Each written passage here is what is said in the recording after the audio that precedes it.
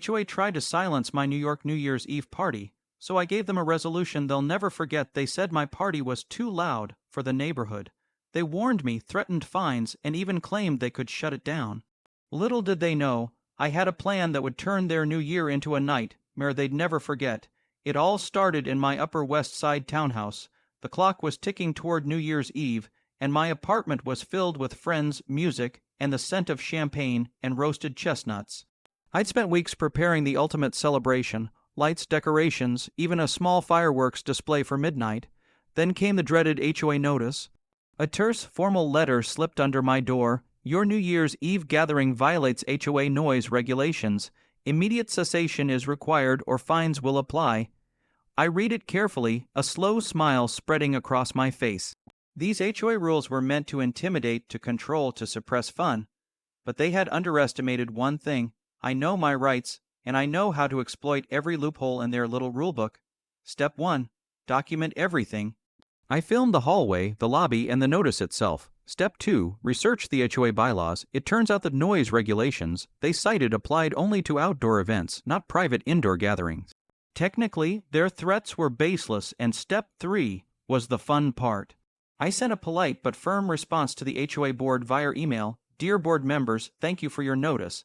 I have reviewed the HOA guidelines and find that my indoor gathering does not violate any rules. I will, of course, comply with all applicable safety standards. See you tonight at midnight, if you dare. By the time they read that email, my apartment was already buzzing with energy. The string lights reflected off every wall, the music thumped just enough to energize, but not disturb anyone legally, and the drinks flowed. Around 11:30 p.m. there was a knock at the door. It was the HOA president herself, clipboard in hand, face tight with indignation. She expected compliance, silence, or maybe embarrassment. Instead, I invited her in. Would you like a drink? I asked, calm, almost cheerful. We have sparkling cider, champagne, and hot toddies. She hesitated, caught between outrage and social awkwardness. My guest smiled politely. The music played softly in the background, and I handed her a glass. Look, this is just a small celebration. I said, we're indoors, following all regulations. You don't need to worry. She was flustered. This was not how she imagined confronting a rule breaker. She wanted confrontation. She got hospitality and subtle humiliation. Midnight approached. I gathered everyone on the rooftop terrace for a safe fireworks display. Because of my thorough research, we were fully compliant with city regulations, not just HOA rules. The fireworks shot into the sky over the Manhattan skyline, lighting up the night. And as the HOA president watched, jaw tight, a realization hit. Their attempt to control me had completely backfired. By 12:15 a.m., texts started rolling in from neighbors who had called the board to complain. But every complaint was met with proof. We are fully compliant with all regulations. The event is private and legal. The board scrambled. Their threat of fines evaporated like the smoke from the fireworks. And that's when I delivered the resolution they'd never forget. A perfectly legal, fully documented case showing their repeated threats were baseless. I forwarded it to the HOA, complete with photos, videos, timestamps, and a polite note. Perhaps next year, the board might celebrate the new year with us instead of threatening us. Wishing you a happy 2026. The result? The HOA quietly retreated, embarrassed, and my party became the talk of the neighborhood. Social media posts, messages from neighbors, and even local news coverage cemented the fact that the HOA had been outmaneuvered. The next morning, the aftermath was surreal. The apartment still smelled faintly of champagne and cinnamon, and confetti clung stubbornly to the corners. My phone was buzzing nonstop, not with threats this time, but with messages from neighbors congratulating me. Apparently, word of the fireworks and the board's humiliation had spread fast, but the HOA wasn't done. No, they were smart enough to regroup and think they could save face. That afternoon, I received another email. Your actions during last night's celebration were noted. The board demands a formal meeting to discuss compliance and potential fines. I read it, then smirked. I knew exactly how to handle this. I replied, thank you for your concern. I will be happy to discuss all matters in a formal meeting, provided it is scheduled in accordance with the bylaws, and all meeting minutes are recorded and shared with the neighborhood. I look forward to transparency. I was buying time, gathering my evidence, and letting the HOA stew in their frustration. And I knew my next move would hit even harder. Over the following days, I meticulously documented every interaction. Emails, phone calls, and even the subtle comments made by the board members were saved. Every threatened fine, every warning about noise violations, everything became part of a perfectly organized dossier. I wasn't just fighting back, I was preparing a lesson in accountability. Then came the board meeting. They assumed I would show up, timid, ready to apologize, maybe even pay some fees. Instead, I arrived with my evidence neatly compiled in a binder labeled HOA Compliance Review New Year's Eve Incident. As I presented the facts, board members shifted uncomfortably in their seats. Every threat they had made was countered with timestamps, video clips, and legal citations. My tone was calm, almost friendly, but beneath it, the satisfaction was palpable. This wasn't just about a party, it was about proving that arrogance and overreach have consequences. One board member tried to interrupt, but "You still caused a disturbance, I held up a hand." Please refer to Section 5, Article 3 of the HOA Guidelines. Disturbances are only considered violations if they occur outdoors between 10 p.m. and 7 a.m. Our fireworks were legal, and the indoor celebration does not violate any rules. Everything is documented. Faces turned red. Some board members avoided eye contact. Others muttered under their breath. The more they tried to argue, the stronger my position became. Finally, I closed the presentation with a flourish. I hope this serves as a resolution for next year. Perhaps the HOA might consider embracing celebration rather than trying to suppress it. Wishing you all a safe and happy new year. The meeting ended. No fines were issued, no further threats were made. The HOA had been humiliated, but legally I had done nothing wrong. My revenge wasn't chaotic. It was clean, clever, and utterly satisfying. That evening, I shared the story with my neighbors. Social media posts, photos, and videos of the fireworks went viral within the community. The hashtags #NYERevenge, #HOAFail, and #resolution they can't forget started trending locally. Even local blogs picked up the story. The board realized that trying to control their residents publicly backfired spectacularly. The lesson: never underestimate the power of preparation, research, and calm persistence. Sometimes, the most satisfying revenge isn't yelling, breaking rules, or confrontation. It's showing someone exactly how powerless their threats are when you know your rights. By the time January rolled around, the HOA had quietly updated their newsletter, hinting at more clarity for future events.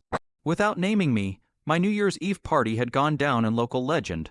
Friends, neighbors, and even a few sympathetic board members acknowledged that I had pulled off one of the most satisfying legal wins in recent memory. And just like that, the resolution I gave the HOA became a story retold every year. The tale of a party that couldn't be silenced, a board that underestimated one determined resident, and the clever revenge that proved fun, celebration, and legality can coexist when you know how to play the game.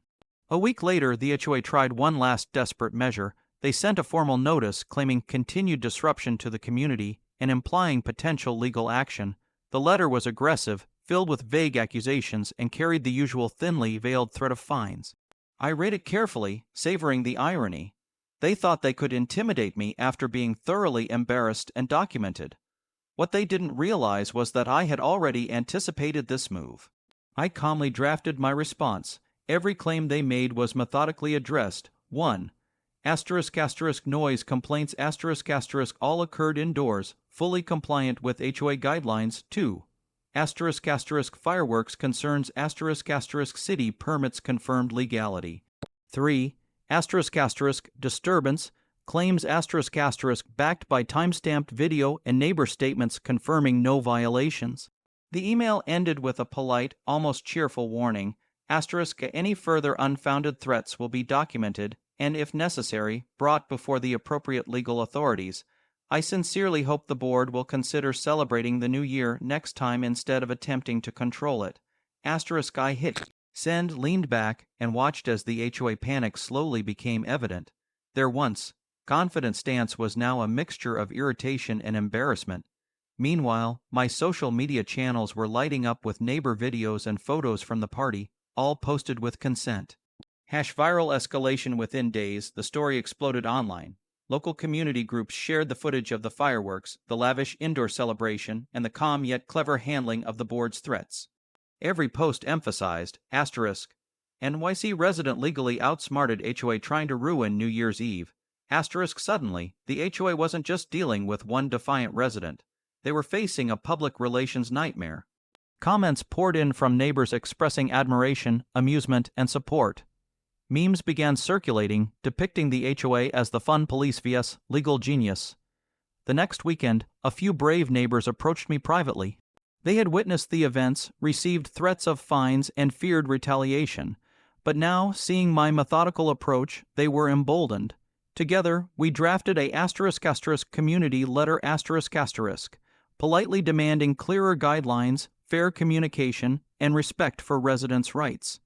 By sending the letter, I effectively turned the tables. Now, the HOA had to respond publicly, and any attempt to retaliate would be documented and potentially viral.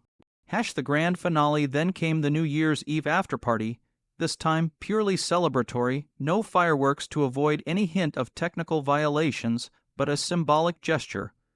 We decorated the rooftop terrace with lights, champagne flowed, and the board members were invited as guests of honor. Some dared to decline, too embarrassed. Others attended, awkwardly sipping sparkling cider while I subtly guided conversations about fairness, community, and proper governance. Throughout the evening, neighbors shared stories, laughter, and subtle nods toward the board's previous failures. The HOA was now on the defensive, not through confrontation, but because the community itself had rallied in support of legal, joyful celebration. The result: the board quietly agreed to update their rules, ensuring residents could celebrate holidays without fear of harassment. While the story of my clever, legal, and viral revenge remained a legend in the neighborhood, by the time January ended, local blogs, online forums, and social media posts were filled with comments celebrating the NYHOA takedown.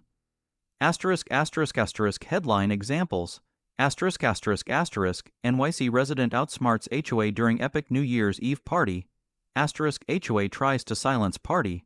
Resident turns it into viral win. **The most clever HOA revenge you'll ever hear about. My reputation skyrocketed. Not as a rule breaker, but as someone who knew how to protect rights, have fun, and win legally. And for the HOA, they learned an important lesson: never underestimate a prepared, calm, and clever resident. Perfect. By mid-January, the neighborhood was buzzing with excitement. My New Year's Eve victory had become the talk of the community. Residents I had barely spoken to were now stopping by to congratulate me, share stories, and even ask for tips on dealing with the HOA. The HOA, of course, noticed. Their attempts to regain authority were subtle but desperate. A notice about common area rules, another warning about noise monitoring, even a suggestion that community gatherings must be pre-approved. I smiled at each notice, fully aware of how carefully I had documented every interaction.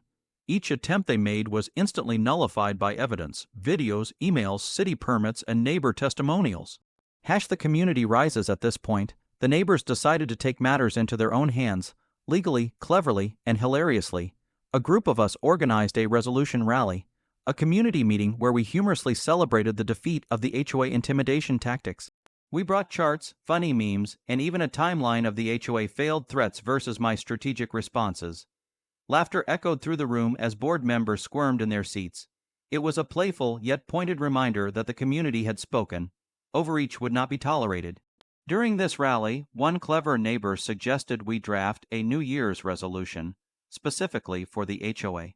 It read, "We, the HOA board, resolve to respect residents' rights, celebrate community, and avoid threats that violate bylaws or city regulations. Happy New Year."